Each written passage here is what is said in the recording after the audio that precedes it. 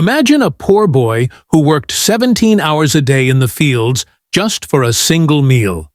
Now, imagine that same boy later built a car company worth 1 lakh crore. This is the incredible story of Hyundai's founder, Chung Ju-Yung.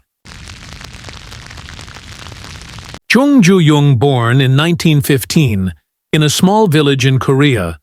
Chung Ju-Yung dreamed of becoming a school teacher. However, his family was so poor that he couldn't even complete his education. From a young age, he had to toil in the fields with his family. Yet there were days when they had nothing to eat.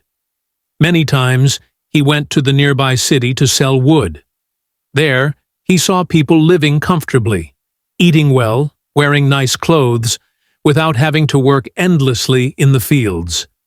This realization frustrated him, making him determined to escape poverty. One day, he read in a newspaper about a large construction project in a nearby city that was hiring workers. His heart pounded with excitement. At just 16 years old, in 1932, he made a daring decision. He was going to run away to the city.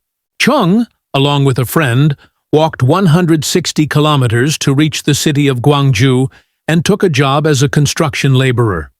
The work was hard and the pay was low, but for the first time in his life, he was earning his own money. This lasted for 2 months before his father found him and brought him back home, forcing him to return to farming. His family was relieved, but Chung was not. The 2 months of city work had ignited a passion for construction and civil engineering within him. He knew that staying in the fields would never lift him out of poverty. Determined to break free, he attempted to run away 2 more times, but both times his father caught him and brought him back. Despite the setbacks, Chung didn't give up. Eventually, World War II changed everything. The Japanese, who controlled Korea at the time, seized his small garage business for war production. After the war ended, Korea was divided into North and South Korea due to Soviet and American influence. In 1946, Chung returned to Seoul and restarted his car repair business under a new name, Hyundai Auto Service. Hyundai means modern, and his business thrived.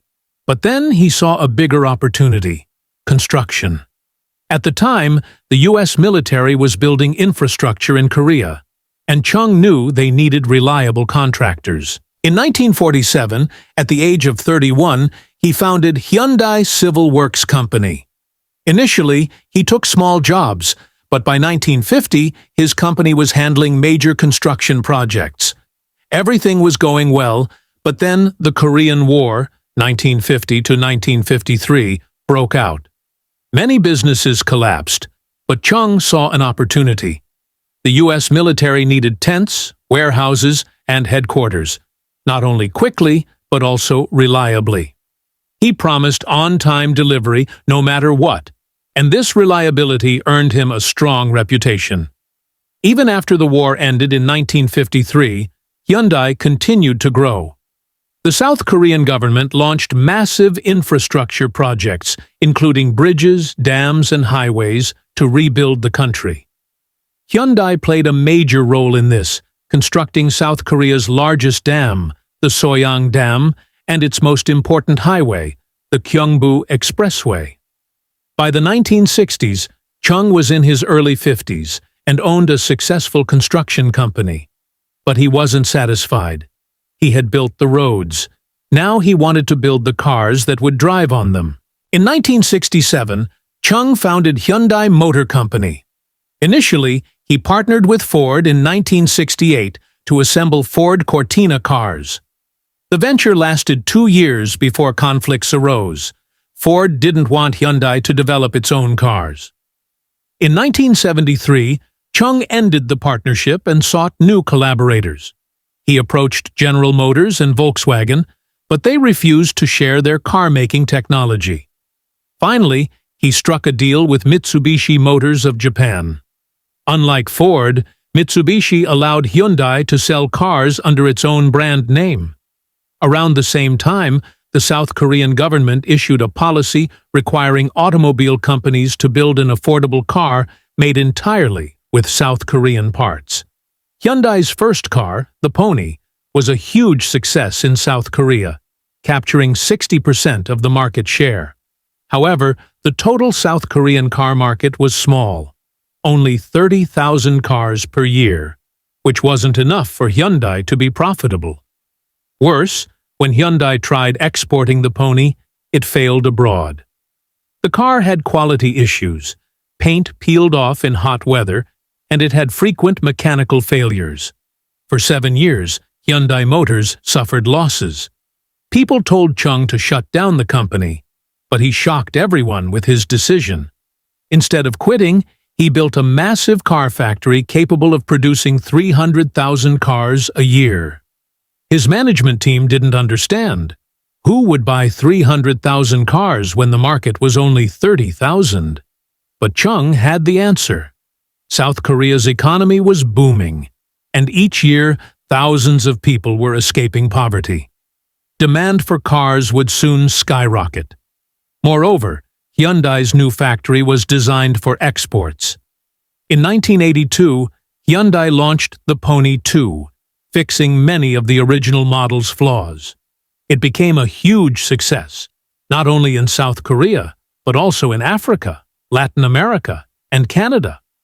Hyundai was now a recognizable global brand, but to become a major international car company, it needed to conquer the United States, the world's most competitive market. Hyundai studied the U.S. market and saw that Japanese automakers dominated the compact car segment, while American companies were locked in fierce competition in the mid-size and large vehicle categories. So Hyundai targeted the subcompact market, where competition was low. Another key insight: the used car market was massive in the U.S. Many buyers preferred second-hand cars because new cars were too expensive. Hyundai disrupted this market by offering a brand-new Hyundai Excel for the price of a used car, with a 5-year warranty. The strategy shocked the U.S. auto industry. Buyers who previously purchased second-hand cars suddenly switched to Hyundai. In 1986, Hyundai sold 170,000 Excels in the U.S., and in 1987 it sold 260,000, making the Excel the best-selling imported car in America for 2 consecutive years.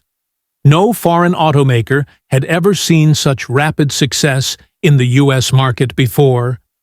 At 72 years old, Chung retired, taking the title of honorary chairman. His brothers and sons continued running Hyundai with the same determination. Today, Hyundai is much more than just an automaker. The Hyundai Group owns 42 different companies, including Hyundai Elevator, Hyundai Information Technology, Hyundai Heavy Industries, the world's largest shipbuilding company. Because of Hyundai, South Korea has surpassed Japan as the world's leading shipbuilding nation. For South Korea, Hyundai is not just a company. It is an institution that rebuilt the country, created millions of jobs, and put South Korea on the global map. And it all started with a poor farm boy who didn't even have food, education, or health care, but had immense passion, vision, and the desire for a better future.